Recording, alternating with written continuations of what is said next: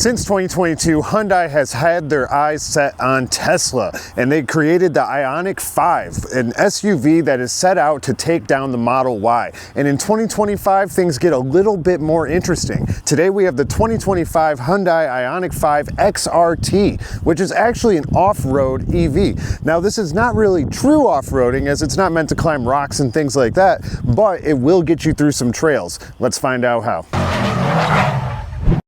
Starting off in the front here, we do have that very typical Ioniq 5 front end that we've seen in recent years, but there are some changes. Most notably, the first thing that I'm sure you noticed is that we do have two red recovery hooks, and they are nice and sturdy. They feel like they would actually get the job done. Now, aside from the cool recovery hooks that we do have on the front end of this XRT, there are some other cool features, like we've got the square daytime running lights inside of the headlamps here. Also, when you're charging the vehicle, you'll have a little battery status bar right here in the center of the bumper.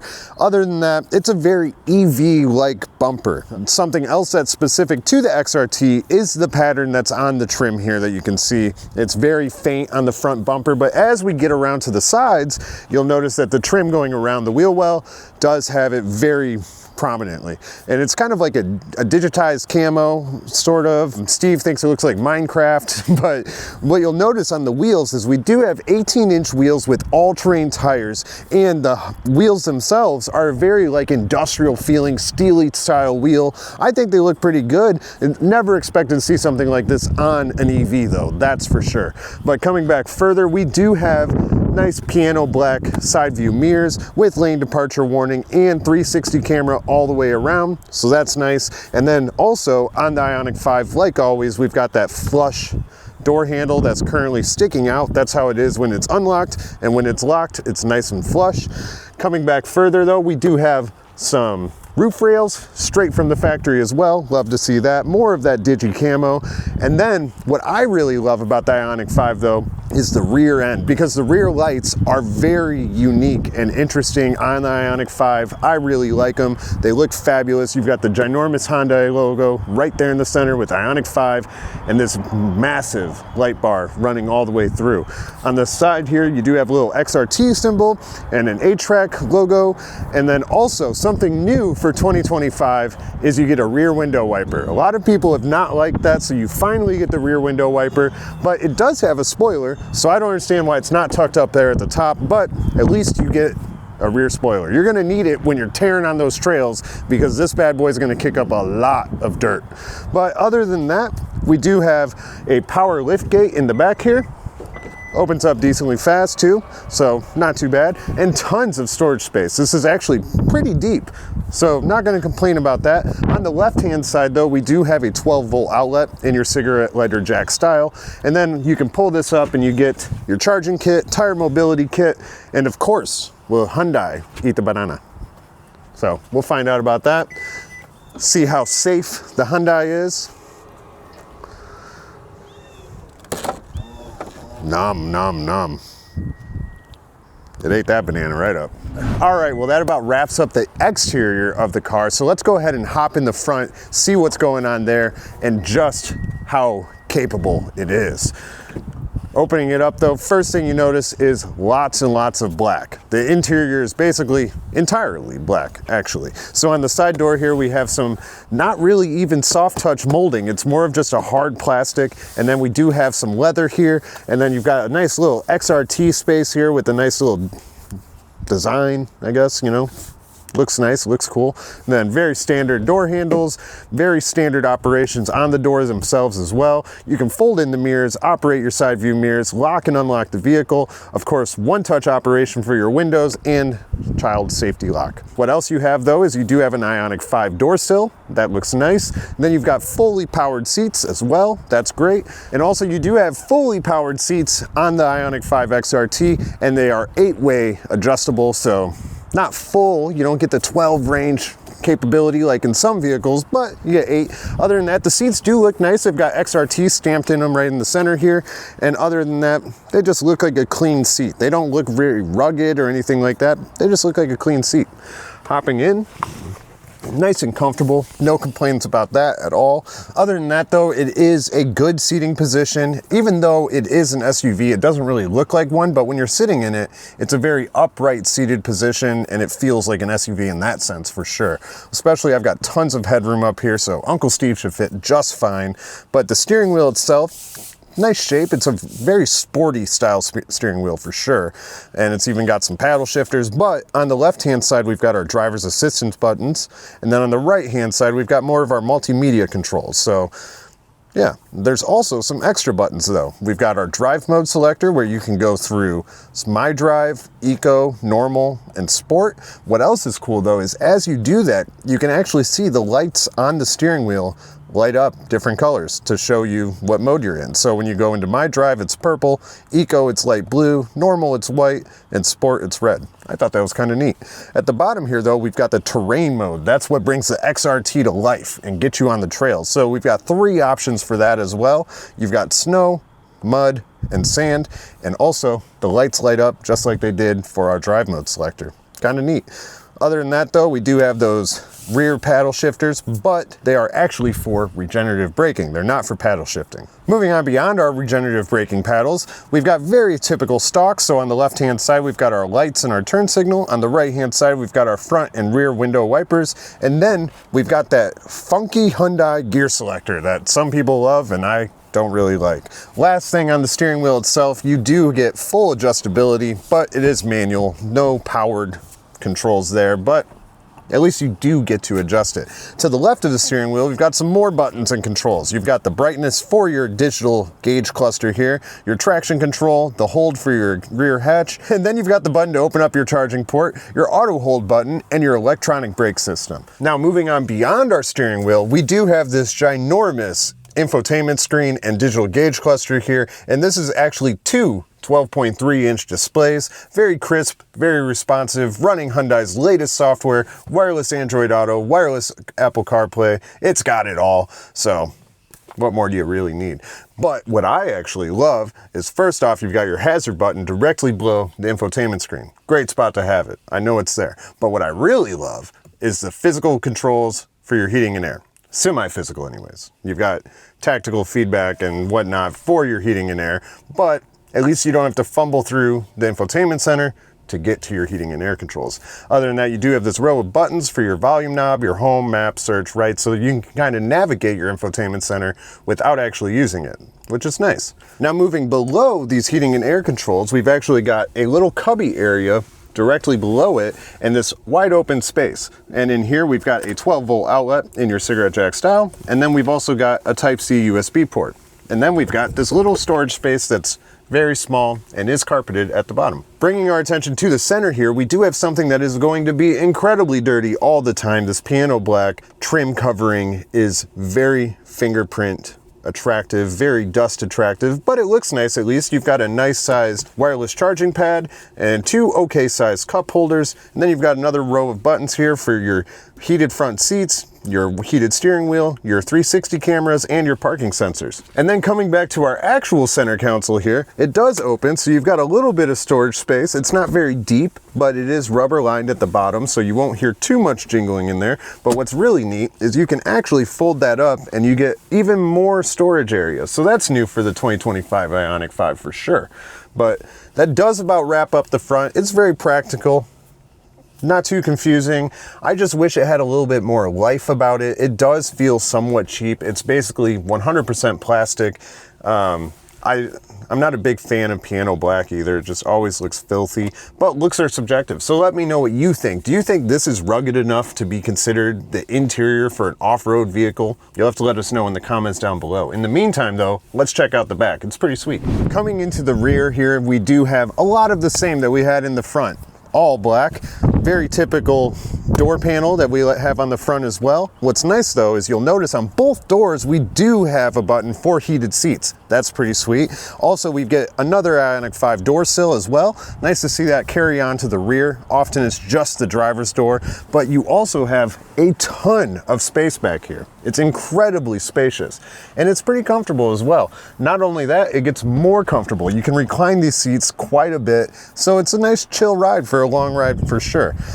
Other than that though, you do have a couple netted pouches on the rear of the seats. I like that you've actually got your air vent here on the side, so it's not coming up and hitting your legs. Instead, it's actually directly hitting you. And then you can pull this down, get a couple cup holders, nice and padded as well, nice and comfortable. You get a couple Type-C USB ports, but where the real magic is you actually have a 3-prong outlet here in the center. So you can charge your laptop, you can play your Wii, whatever you want to do. So that's pretty nice. Very practical back area, very spacious and comfortable. I could definitely ride in this for a long time. It's very comfortable. Tons of space. I've got about 3 inches of headroom, tons of knee space. Yeah, what more can you ask for in the second row of an EV? What I really want to find out is how this drives. How are the modes? Since they raised it, does it handle as well, especially since it has its all-terrain tires? We did drive the 2024 Ioniq 5N. I want to see how different it is and how it really stands up. So let's get it on the road. All right, so let's do 0 to 60 in the 2025 Hyundai Ioniq 5 XRT. We've got our race box set up. We got it in sport mode. So let's see how she does.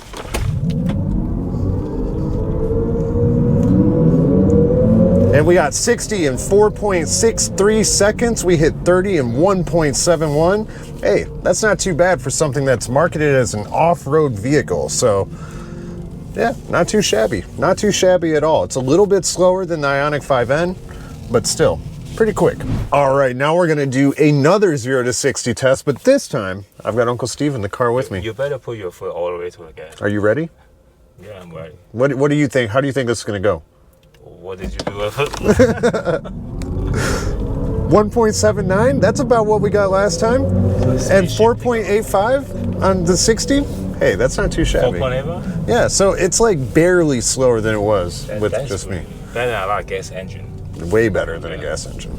All right, so now we're on the road with the 2025 Hyundai Ioniq 5 XRT. And it's a pretty comfy ride.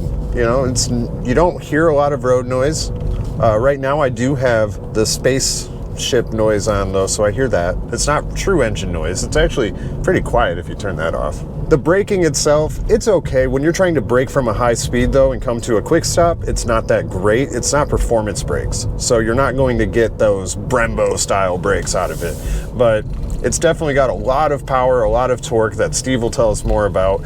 But the steering as well, it's got a little bit of weight behind it. I would like it for it to have just a little bit more. But what's really nice is the seating position, the seat itself, the steering wheel is extremely comfortable. But what else is good in the 2025 Ioniq 5 is the visibility. You've got tons of windows basically spanning around the entire outside. And yeah, it's got pretty good visibility. You've got large side view mirrors. You can see out the rear window really well, even though it's very raked. Same with the front windshield, very raked, but no big deal. So as a passenger, I feel like it's a lot of space, and one thing I really don't like is the color. It's like so boring. Yeah, it's very black, dark, and depressing in here. I think like a splash of color, like especially since it's supposed to be off-road focused or like trail focused, they could have given some bronze or even some sandy colors or something mixed in here just to give it a little bit of life. It or feels like textures too, like the Toyota. Yeah. Like Tacoma. Or like put a sunroof in it. Right, that would also help with how depressing it is in here because it's so dark in here. If you just added some light, it would bring a lot of life, but it's just incredibly dark. Sometimes you just don't get it, you know. They have the N model, which is for performance and track, and they have all different color, red, and then outside baby blue, and then the light say two colors. But for this one, it's just black. It's a pleasure to drive, really, but there are some pitfalls with that, which we will get into because Uncle Steve's about to hop in the driver's seat so we can talk about the powertrain, the range, and what he thinks about how it drives. All right, it's Uncle Steve behind the wheel of this 2025 Hyundai Ioniq 5 XRT. I have driven the Ioniq 5N last year. It was amazing, but the price is a little bit expensive. And today is my first time driving this XRT model. The powertrain, this Ioniq 5 XRT has 2 electric motors, one at the front and one at the back. The horsepower is 320 horsepower and 446 foot-pound of torque. 0 to 60 is supposed to be 4.5 seconds. and we did a little bit over that. That's pretty close. Yeah, we even got with me, right? Yeah, we had like 4.72 without you, and with you it was like 4.82. The battery size is 84 kilowatt hour. It's the only option that you can have. For the other model, they offer lower range. It's 64 kilowatt hour. How much range does that get you? 259. That's it. But it's better than the N. The N is like 220. Yeah. And it really sucks if you special take it to a track. They promote it to the track, but most of the track doesn't have like fast charger. Right. I think like an off-road EV should have something like 350. Yeah, and I think you need even more, because if you go off-road, even like mini terrain, you know how hard it's found a charger is probably impossible. Right, exactly. Even the gas station is hard, but you can carry gas in your back of the truck, right? Yeah. But this you can kind of carry extra batteries, like to put it in. Or imagine like you're going camping or something and you want to like use the lights on it or pull some power from it or something. Like it needs to have more battery, I think. I agree, yeah. Well, for charging time, 10% to 90% with a Tesla charger, supercharger. It takes 40 minutes. Only 40 minutes. Is it bad? I think it's pretty bad. I mean, it's not great, but Hyundai does include the connectors so that you can go to other charging stations, because now they're using the Tesla standard charging port. Okay. So you can go to a faster charging station and you can shave 10 minutes off of that. It's 30 minutes. 30 minutes. It's still, I don't know, is it okay? 40 minutes is okay if you have nothing else to do. Yeah. Not too bad. Not too bad. He said he feel like he's sitting on an SUV. For me, I don't feel like it's sitting on an SUV. I had a Crosstrek, Subaru Crosstrek. I feel like the Crosstrek actually sit a lot higher. Really? Yeah, and this car supposed to be lift up, right? How many inches? 0.9 inches. 0.9 inches. Yeah, it's 0.9 inches higher than the SL. I don't know. I still feel low. This car is kind of low. I don't feel like it's an SUV. That's pretty much just it. The space is nice. I like the back seat. You can adjust forward and backward. Yeah. It's so convenient for people like me. The most important part is the pricing. I'm gonna hand it over to you, Josh. Well, luckily it's very simple in the XRT because you only get one configuration option, and that's it. Currently, the MSRP for the 2025 Hyundai Ioniq 5 XRT comes in at $55,000. But it is an EV, so you do get that $7,000 tax credit and stuff like that. And I think Hyundai also has a pretty good warranty program, don't they? Yeah, they do. Always 10-year powertrain, 10-year, 10,000 miles. But the battery too, all the electric component with the battery is 10 years and also 100,000 miles. And all warranty is transferable. That's crazy. Yeah, if you buy a used one, make sure you ask for it. Make sure you have that. Yeah. You know, that's crazy. That's a huge warranty, and it's transferable. Yeah, it's transferable. Yeah. If you buy the certified pre-owned from Hyundai, you can actually buy extended warranty too. That's crazy. Huh. So you just go get one that has like 10,000 miles on it, get the extended warranty, and you've got like 12, 13 years of warranty. I hope so. But I think it's a fair game because EV is pretty new, so nobody know who is more reliable. Right. So I think for the 10 year, it's great. Yeah. And the only one thing I don't like is the range, you know. The price, I think, is a little more than Tesla Model Y, but the Tesla have around 250 to 300 range. So it's the range thing, like that. I think that will just persuade people to not to go for it. Also, you have no front and rear locking differentials. Yeah. No center differential, so you don't have any of those capabilities. I don't know. It's a good car. I like the car. I don't like the interior, but I like the features of the interior. I like the exterior. But as an off-road vehicle, there's a million better options. Yeah. And they don't have anything that protect the battery. I don't know what happened is you puncture the battery.